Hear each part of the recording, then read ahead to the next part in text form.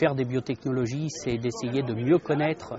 les chromosomes des plantes, les gènes sur ces chromosomes et d'être capable d'attribuer des critères favorables sur certains des chromosomes et des critères défavorables sur d'autres. La caractérisation variétale par les biotechnologies n'a rien à voir avec la transgénèse, cette technique qui permet de faire des organismes génétiquement modifiés.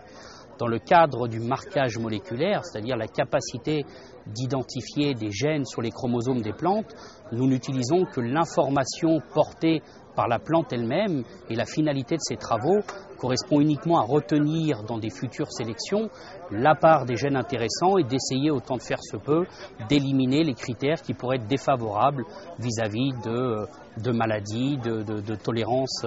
à la sécheresse ou d'autres critères agronomiques. Donc nous disposons aujourd'hui d'un outil rapide et performant permettant de cumuler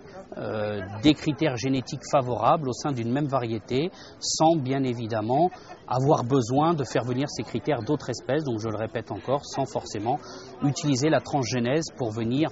utiliser des gènes externes, mais en valorisant le propre patrimoine génétique du blé qui est considérable et qui est aujourd'hui encore très peu connu. La caractérisation des plantes grâce aux biotechnologies permet de très rapidement évaluer les potentialités d'une plante et de proposer avec une réactivité extrême